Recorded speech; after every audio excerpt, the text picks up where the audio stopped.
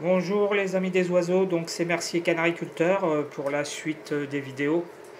Dans cette vidéo, en fait, on peut dire qu'on arrive à la fin d'une période. Nous sommes mi-juin et c'est maintenant la fin de la période de reproduction pour les indigènes. Alors là, c'est les canaris, j'en parlerai après, donc je vais commencer par les indigènes et je vais vous parler après de... Alors, les tarindéoles, comme vous voyez, la cage, je suis en train de la nettoyer. Voilà, elle est vide, elle n'a pas les petits, parce que malheureusement la femelle tarindéole est ici. Voilà, elle est en train de se sécher parce qu'elle vient de se baigner. Et malheureusement j'ai perdu les petits à 8 jours. Alors, si vous vous souvenez, quand j'ai eu cette femelle-là, je l'avais eu très tard, au mois de février, et je l'avais eu avec 4 mois de retard, et je devais l'avoir au mois de novembre, et en fait j'ai pas eu le temps de la préparer, et je vous avais dit, j'avais craint que malheureusement les petits finissent par mourir. Et voilà, c'est ce qui s'est passé. J'avais espéré, j'en ai réussi à en baguer deux. Je pensais qu'ils allaient survivre, mais non, finalement, ils sont morts hier. Donc voilà, je considère pas que c'est un échec, parce que j'ai quand même réussi. En fait, c'est les tarins, j'en suis là où j'en étais avec les verdiers. Donc voilà, donc la femelle maintenant est ici. Donc la cage, je vais la nettoyer, je vais mettre pour préparer mes tarins pour l'année prochaine. Donc la femelle, pour le moment, je l'ai mis avec les canaris. Elle est là, voilà, provisoirement. Là, vous voyez, elle est en train de se sécher. Donc heureusement, c'est une femelle de 1 an. Donc l'année prochaine, elle pourra encore me faire des petits. Et puis le mâle, pour le moment, je l'ai mis ici. Voilà, provisoirement aussi.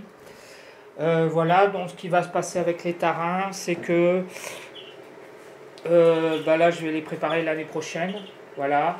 Et voilà, donc le but maintenant, ça va être pour mes indigènes, pour les verdiers et pour les tarins, ça va être de constituer une population de tarins et de verdiers, c'est-à-dire 3 couples de tarins et 3 couples de verdiers. Donc là, le tarin, j'ai un couple, mais il m'en manque encore 2, donc il m'en manque 4. Et les verdiers, on va voir, je vais en parler après. Donc ça, c'est pour le côté des tarins. Donc c'est pas un échec total, mais c'est pas non plus une réussite totale. C'est un demi-échec, on va dire. Voilà, donc là, elle est avec les canaris pour le moment. Voilà, parce que maintenant, elle a fini la saison de reproduction et ça va être la mue. Voilà.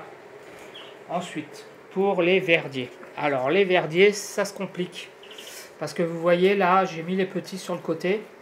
Parce qu'en fait, ce qui se passe, c'est que alors nous avons la femelle qui est ici, là, hop, vous allez voir, et qui donc couve une deuxième couvée. Donc là, elle a 5 œufs, voilà. Et donc j'ai dû mettre les petits dans cette cage-là, parce que, pour 2 raisons.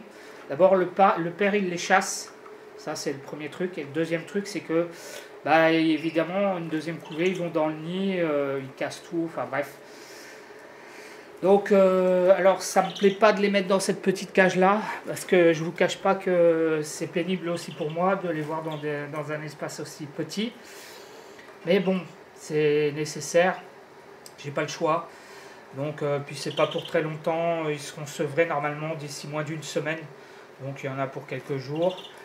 La mère, donc vous voyez, j'ai bricolé, donc j'ai mis la mangeoire. Alors vous voyez, je sais pas si vous voyez les jeunes, ils se nourrissent déjà. Hein. Vous voyez, il est à la mangeoire, ils se nourrissent de la pâtée, ils se nourrissent des graines, ils savent boire. Donc là, pas de souci. Le seul inconvénient de ce type de petite cage, c'est que pour les canaris ça marche bien, mais pour les verdiers, effectivement, ils sont lourds. En plus, ils paniquent assez facilement. Donc voilà. Donc voilà pour les indigènes. Donc ce qui va se passer, c'est que les petits verdiers, donc là j'attends qu'ils soient sevrés. Ensuite je les mettrai dans cette cage là, donc qui est pour le moment occupée par le tarin, mais il ne va pas y rester. Voilà, donc j'ai préparé les graines et tout ça. Et ils passeront jusqu'à la mue, puisque vous savez qu'ensuite les verdiers, il va falloir leur faire un traitement spécial. Voilà, j'en parlerai après. Et puis, comme je vous disais, ensuite la suite, ça sera donc la fin de la deuxième couvée avec la femelle qui couve. Voilà, et ensuite, une fois que cette couvée-là sera terminée, eh bien, ça sera la fin de la saison de reproduction pour les indigènes. Voilà, donc c'est terminé pour les tarins et ça sera terminé pour les verdiers. Et ensuite pour les verdiers et les tarins, donc ici je vais vous montrer, là j'ai le mâle, donc ça c'est un de mes mâles qui a 1 an, voilà, qui est en pleine mue, hein. Donc là ils viennent de se baigner, il y a la baignoire qui est là, vous voyez, ils viennent tous de se baigner, c'est encore là, donc vous voyez, donc j'ai ce super mâle qui a 1 an, donc l'année prochaine si j'ai une femelle parmi les 3, je pourrais la coupler avec sans souci. Et puis voilà. Et puis ensuite, comme je vous ai dit, le but ça va être de trouver de former 3 couples de tarins et 3 couples de verdiers. Mais donc voilà, on va voir. Voilà. Là je vois. Ah non, je voulais vous montrer comment les petits. Alors oui, j'ai oublié de vous dire ce qui se passe. Je vais essayer de vous montrer ça. C'est pas facile parce que les petits. Et en fait, ce qui se passe, c'est que dans la boîte, j'ai fait comme pour les canaris. J'ai découpé un morceau d'une boîte de glace. Voilà. En fait, ils peuvent juste passer la tête, vous voyez. Et en fait, ça permet aux parents de la mère de les nourrir. Voilà. Et elle peut juste les nourrir, mais les petits ne peuvent pas passer de l'autre côté.